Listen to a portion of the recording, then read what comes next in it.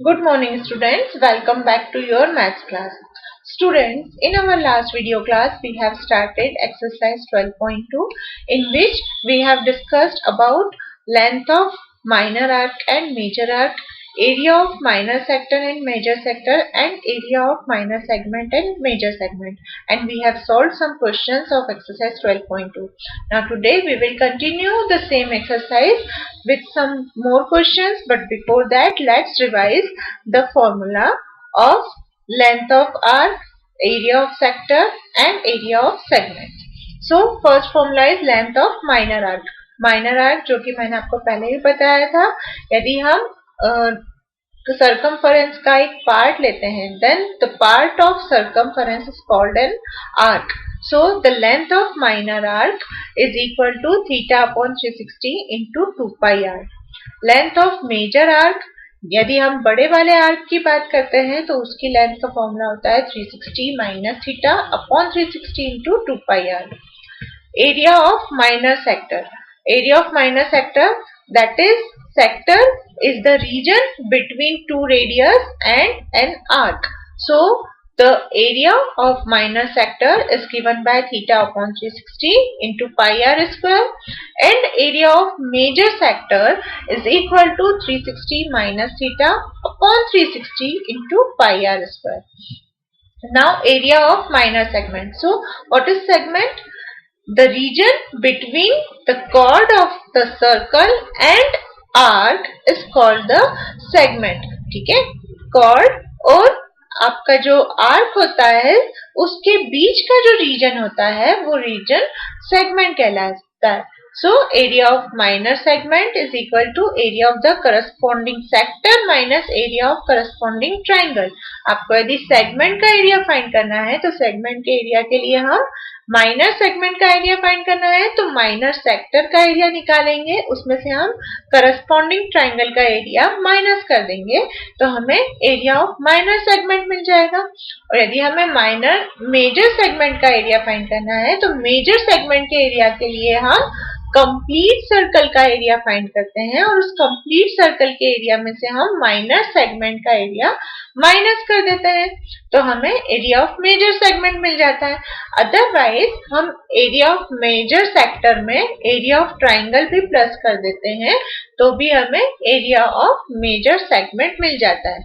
जो हमने minor segment में एरिया ऑफ ट्राइंगल माइनस किया था उसे यदि हम मेजर सेक्टर के एरिया के साथ प्लस कर देते हैं तो उस केस में हमें एरिया ऑफ मेजर सेगमेंट मिल जाता है. Now continue this exercise 12.2 with question number 6. In question number 6 we have given a chord of a circle of radius 15 cm subtends an angle of 60 degree at the center. एक circle है जिसकी radius आपको 15 centimetre given है और इसकी chord centre पे 60 degree का angle बना रही है. ठीक है, यहाँ पे आप फिगर में देख सकते हैं इस सर्कल है जिसमें की रेडियस 15 सेंटीमीटर है, कॉर्ड AB है जो कि सेंटर पे 60 डिग्री का एंगल सबटेंड कर रही है. Find the areas of the corresponding minor and major segments of the circle. अब यहाँ पे ये जो AB कॉर्ड से दो सेगमेंट बन रहे हैं, यहाँ पे आप देख रहे हैं ये जो छोटा वाला सेगमेंट है माइनर सेगमेंट APB, इसका एरिया हमें फाइंड करना है और ये जो बड़ा वाला सेगमेंट है मेजर सेगमेंट पूरा, इसका भी एरिया हमें यहाँ पे फाइंड करना है. Here we have to use the value of pi as 3.14 and under root 3 equal to 1.73. यहाँ पे हमें जो बोला गया है वो वैल्यू यूज करके ही हमें इस क्वेश्चन को सॉल्व करना है. So in solution first we will write what is given to us, that is radius equal to 15 centimeter and theta equal to 60 degree. सबसे पहले सॉल्यूशन में जो हमें क्वेश्चन में गिवन होता है वो इन्फॉर्मेशन हम यहाँ लिख देते हैं. सो क्वेश्चन में हमें दिया गया है रेडियस 15 सेंटीमीटर है और थीटा की वैल्यू जो है वो 60 डिग्री है. So area of sector OAPB. अब सबसे पहले हमें सेगमेंट का एरिया निकालना है तो हम इस सेक्टर OAPB का एरिया फाइंड करेंगे और sector of area of sector find करने के लिए हमें फॉर्मूला है theta upon 360 into pi r square. So area of sector OAPB is equal to theta and the value of theta is 60. So 60 upon 360 into pi r square. Now 60 upon 360, यहाँ पे 60 को 360 को जब आप 60 से कैंसिल करते हैं तो अपॉन में ओनली 6 बचेगा। 60 से ये 6 टाइम्स में कैंसिल हो जाएगा, तो ये अपॉन में आया आपका 6 पाई as it is, and r square that is 15 square, and the value 15 square is equal to 225. So it is equal to 225 upon 6 into pi square centimeter. Now we will find the area of triangle AOB. Now triangle AOB is equilateral as two sides are the radii of the circle and hence equal angle is 60 degree. यहाँ पे आप देखिए ये AOB triangle जो बन रहा है ये इक्विलेटरल ट्राइंगल होगा। वो इक्विलेटरल ट्राइंगल कैसे है, तो यहाँ पे आप देखेंगे OA and OB, these two are radii, so these are equal। OA और OB रेडियस है इसलिए ये इक्वल होंगी, दोनों की वैल्यू भी 15 सेंटीमीटर है। अब यदि ये दोनों आपस में इक्वल है तो इनके अपोजिट एंगल भी इक्वल होंगे, मतलब कि angle OAB is equal to angle OBA।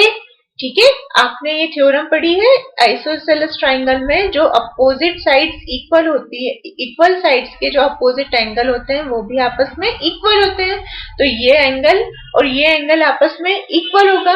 अब देखिए ट्राइंगल में एंगल सम प्रॉपर्टी होती है कि तीनों एंगल का सम 180 डिग्री है, उसमें से इसकी वैल्यू 60 डिग्री है, तो रिमेनिंग टू एंगल्स की वैल्यू 120 डिग्री है, और 120 डिग्री में भी ये दोनों एंगल यदि आपस में इक्वल है तो दोनों की वैल्यू जरूरी है कि दोनों 60 डिग्री के हों। अब ये ऑलरेडी 60 डिग्री का है, ये दोनों भी 60 के हो जाएंगे, तो ये ट्राइंगल हो गया इक्विलेटरल ट्राइंगल। अब इक्विलेटरल ट्राइंगल हो गया है तो इसमें हम इक्विलेटरल ट्राइंगल के एरिया का फॉर्मूला यूज करेंगे which is √3/4 into side square. Side को हमने यहाँ a से रिप्रेजेंट किया है, so area of triangle AOB is equal to √3/4 into a square. Now we have to put the value of √3 as 1.73. So when we put the value of √3 equal to 1.73 upon 4 into a, and the side of this triangle is 15 centimeters, so we will write 15 square. When we solve these terms, we get the area of triangle AOB as 97.31 square centimeter. Now we can easily find the area of minor segment APB. अब हमारे पास इस minor sector का area भी है, इस triangle का area भी है, तो हम माइनर सेगमेंट APB का एरिया फाइंड कर सकते हैं। Area of minor segment APB equal to area of OAPB, sector का area, minus area of triangle AOB. And when we put the value of these terms, we get the area of minor segment APB as 20.43 square centimeter. जब हम यहाँ पे sector के area की value that is 225/6 into pi minus 97.31, यहाँ भी हमें पाई की वैल्यू पुट करनी है जो कि है 3.14। यहाँ पे सारी वैल्यूज पुट करके जब हम इसे सॉल्व करेंगे तो हमें एरिया ऑफ माइनर सेगमेंट मिलेगा जो कि 20.43 स्क्वायर सेंटीमीटर है। Now we have to find out the area of major segment. अब हमें area of major segment find करना है, उसके लिए हम क्या करेंगे, area of circle minus area of segment APB, यानी कि पूरे सर्कल में से हम इस माइनर सेगमेंट के एरिया को माइनस कर देंगे जिससे हमें इस कंप्लीट मेजर सेगमेंट का एरिया मिल जाएगा। So we will put the values of area of circle that is pi r square. Pi into radius of circle is 15, so pi into 15 square minus area of segment APB, and area of segment APB is 20.43. So when we put these values and solve these values, we get the area of major segment as 686.06 square centimeter. Now the next question. A horse is tied to a peg at one corner of a square-shaped grass field of side 15 centimeter. by means of a 5-meter long rope. Find the area of that part of the field in which the horse can graze. Second, the increase in the grazing area if the rope were 10 meter long instead of 5 meter. यहाँ पे आपसे क्या बोला गया है? Square shape में grass field है. आप यहाँ पे आपको बुक में ही फिगर गिवन है जिसमें आप देख रहे हैं स्क्वायर शेप में ग्रास फील्ड है. इस स्क्वायर की साइड जो है वो आपको 15 मीटर गिवन है. अब यहाँ पे इस कॉर्नर पे एक हॉर्स को बांधा गया है. जिस रोप से इसे बांधा गया है उस रोप की लेंथ है 5 मीटर. ठीक है, ये स्क्वायर फील्ड है जिसकी लेंथ है 15 मीटर और जिस रोप से इस हॉर्स को टाई किया गया है उस रोप की लेंथ 5 मीटर है. Now we have to find out the area of that part the field in which the horse can graze. First वाले क्वेश्चन में हमें ये फाइंड करना है कि ये हॉर्स जो कि 5 मीटर लेंथ वाली रोप से बंधा हुआ है ये इस ग्रास फील्ड में कितना एरिया ग्रेज कर सकता है, कितना एरिया वो कवर कर सकता है, ये हमें फाइंड करना है. सेकेंड पार्ट में हमें फाइंड करना है the increase in grazing area if the rope were 10 metre long instead of 5 metre. यानी कि सेकेंड वाले पार्ट में ये जो 5 मीटर लेंथ रोप है उसकी लेंथ बढ़ा के 10 मीटर कर दी है. तो 10 मीटर वाली यदि लेंथ की रोप से बंधा रहेगा तो उस केस में ये कितना एरिया ग्रेज कर सकेगा ये भी हमें फाइंड करना है.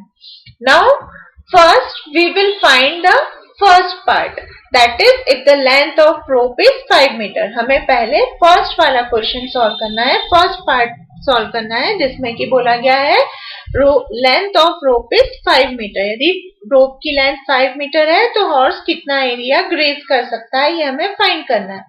सो as the horse is tied at the one end of a square field, it will graze only a quarter, that is sector with theta equal to 90 degree of the field with radius 5 meter.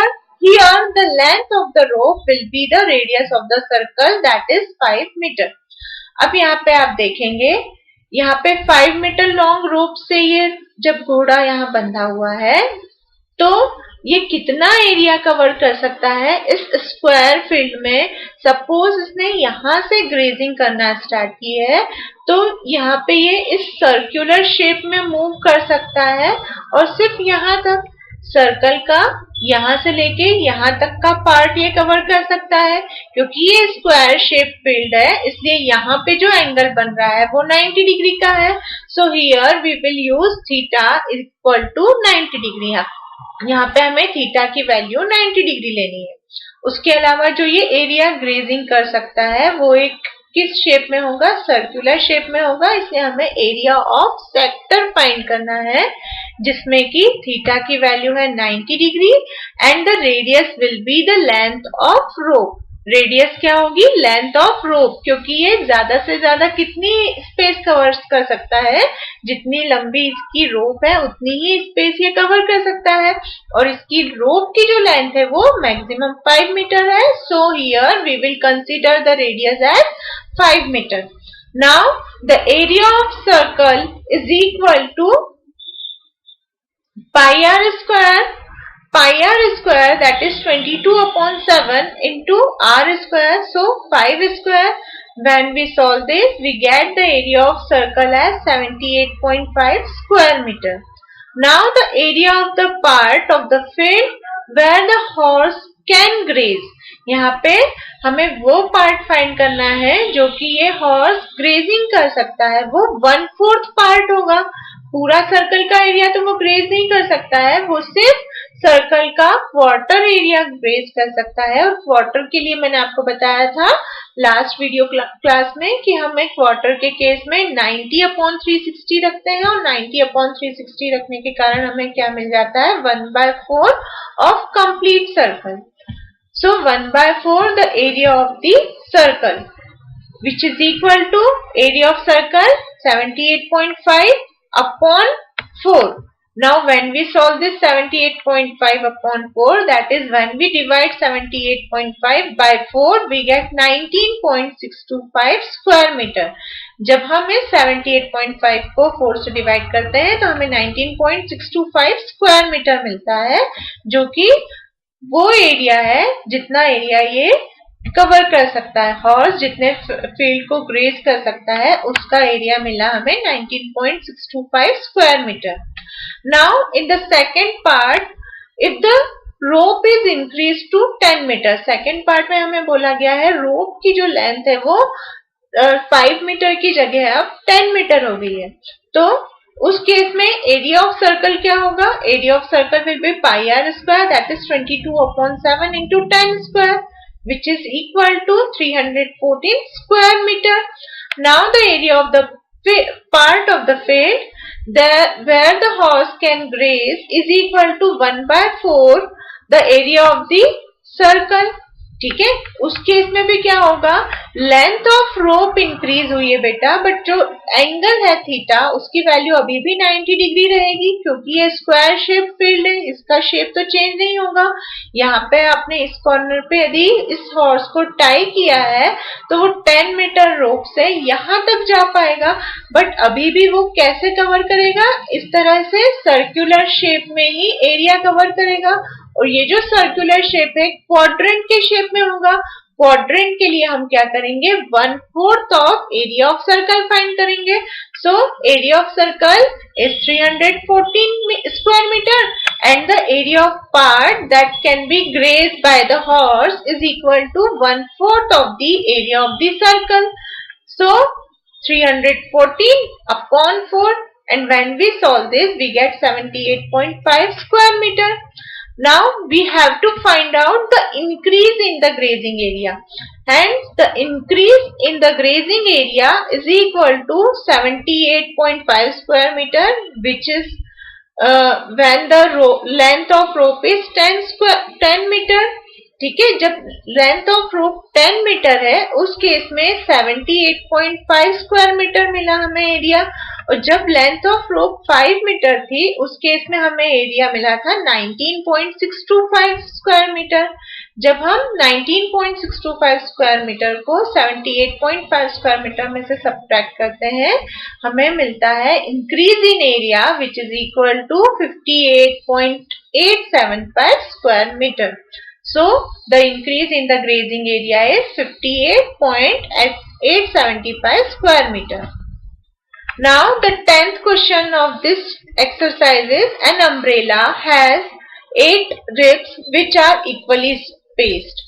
Assuming umbrella to be a flat circle of radius 45 cm, find the area between the two consecutive ribs of the umbrella.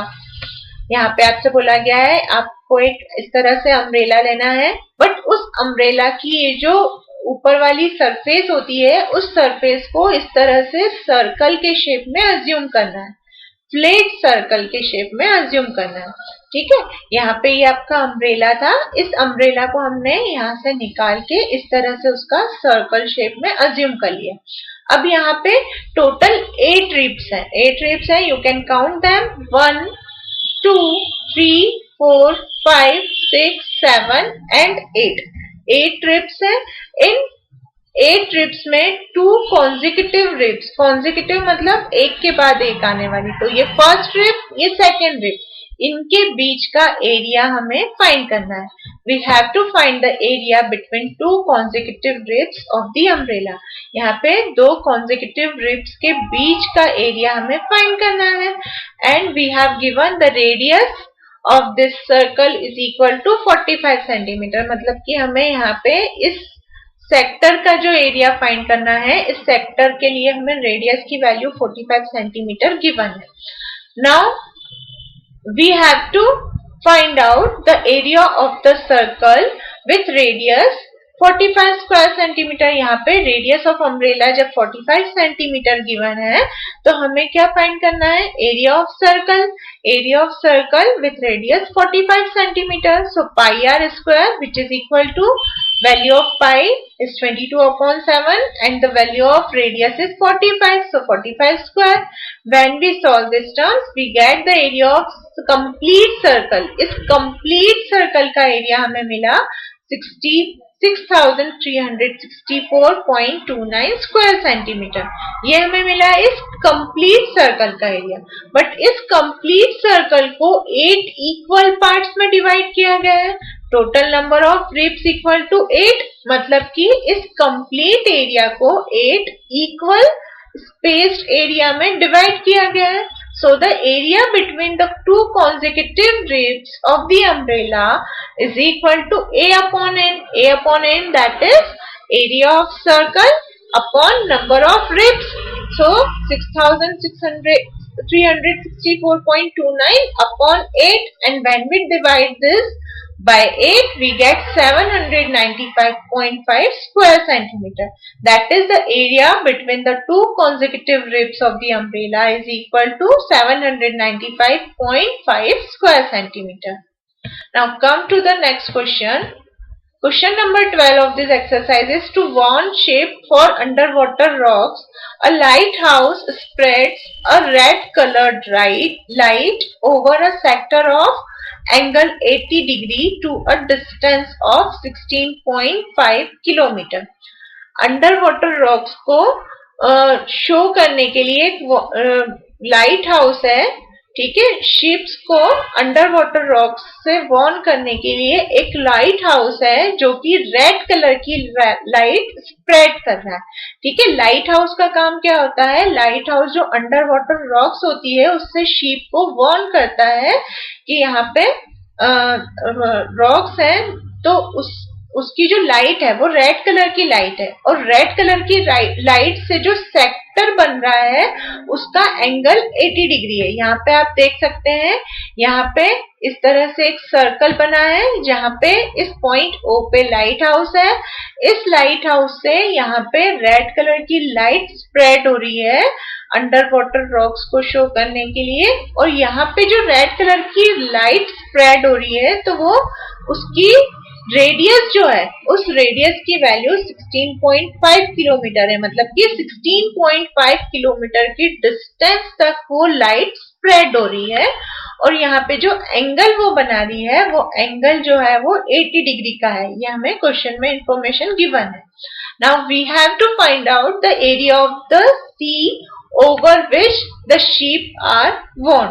हमें वो area find करना है जिस area में उन ship को Warne किया जा रहा है. उस एरिया को, पर्टिकुलर एरिया को हमें फाइंड करना है. ठीक है, अब यहाँ पे देखिए सेक्टर वर्ड बोला गया है जिसमें आपको एंगल गिवन है, रेडियस की वैल्यू आपको गिवन है, यानी कि यहाँ पे एरिया ऑफ सेक्टर हमें फाइंड करना है. So let O be the position of light house. सबसे पहले हमने यहाँ पे क्या मान लिया? O जो है वो लाइट हाउस की पोजीशन है. Here the radius will be the distance over which light spreads. यहाँ पे R क्या होगी? रेडियस, जो कि डिस्टेंस होगी जहां तक कि उस लाइट की डिस्टेंस लाइट स्प्रेड हो रही है. तो radius equal to 16.5 kilometre and the sector angle theta equal to 80 degree, which is given in question. So the total area of the sea over which the ships are worn equal to area made by the sector. हमें जो area find करना है that is area of the sea over which the ship are warned. ये जो हमें find करना है ये किसके इक्वल होगा? Area made by the sector. इस सेक्टर से बने हुए एरिया के इक्वल होगा. And area of sector equal to theta upon 360 into pi r square, where the value of theta is 80 degree and the value of r is 16.5. So when we put these values, we get the area as 189.97 square kilometer. Now, question number 13 of this exercise is a round table cover has 6 equal designs as shown in figure. आप यहाँ पे देख रहे हैं एक round shape का table cover है, एक सर्कुलर शेप का टेबल कवर है. इसमें 6 इक्वल डिजाइन बनी हुई है. यहाँ पे आप देख रहे हैं ये एक डिजाइन है ACB और इस तरह की 6 डिजाइन है. 1, 2, 3, 4, 5, 6 इन सारी डिजाइन की एरिया रीजन सेम है, ठीक है। If the radius of the cover is 28 centimetre, इस ये जो कवर है सर्कुलर शेप का, इसकी रेडियस आपको 28 सेंटीमीटर गिवन है। Find the cost of making the design at the rate of 0.35 पर स्क्वायर मीटर। यहाँ पे कॉस्ट जो है मतलब कि उसका जो चार्ज लगने वाला कॉस्ट हमें फाइंड करनी है, इन डिजाइन को बनाने की कॉस्ट हमें फाइंड करनी है, और जो उसका रेट है वो हमें गिवन है 0.35 रुपीज यानी कि 35 पैसे पर स्क्वायर सेंटीमीटर। तो हमें कॉस्ट फाइंड करनी है। Now total number of equal design equal to 6। यहाँ पे टोटल डिजाइन जो है वो 6 है। तो यदि हम सिर्फ इस पर्टिकुलर डिजाइन की बात करें, तो हमें इस एरिया को फाइंड कर लें। इस पर्टिकुलर एक डिजाइन का एरिया यदि हम फाइंड करें तो उसमें हम 6 का इंटू करेंगे तो हमें 6 डिजाइन का एरिया मिल जाएगा। बट हमें इस पर्टिकुलर वन डिजाइन की यदि बात करनी है तो वन डिजाइन के लिए हमें area of minor segment find करना है। यहाँ पे AB कॉर्ड है और ये जो ACB एक माइनर सेगमेंट है, इसका एरिया हमें फाइंड करना है। इस माइनर सेगमेंट का एरिया फाइंड करने के लिए हम क्या करेंगे, area of sector AOB find करेंगे। इस एरिया ऑफ सेक्टर AOB में से हम ट्राइंगल AOB का एरिया माइनस कर देंगे। जैसे ही हम ट्राइंगल AOB का एरिया माइनस करेंगे तो हमें इस डिजाइन का यानी कि माइनर सेगमेंट का एरिया मिल जाएगा। So total number of equal design equal to 6, hence angle AOB equal to 360/6 that is 60 degree. अब यहाँ पे सेगमेंट एरिया फाइंड करने के लिए, एरिया ऑफ सेक्टर फाइंड करने के लिए हमें थीटा की भी जरूरत होती है। थीटा मतलब कि ये एंगल, इस एंगल के लिए हम क्या करेंगे, इस कंप्लीट 360 को कितने इक्वल पार्ट्स में डिवाइड किया गया है, 6 इक्वल पार्ट्स में। ये जो कंप्लीट एंगल होता है वो 360 डिग्री का होता है और 360 डिग्री को 1, 2, 3, 4, 5, 6 इक्वल पार्ट्स में डिवाइड किया गया है। तो हमें 6 से डिवाइड करना है।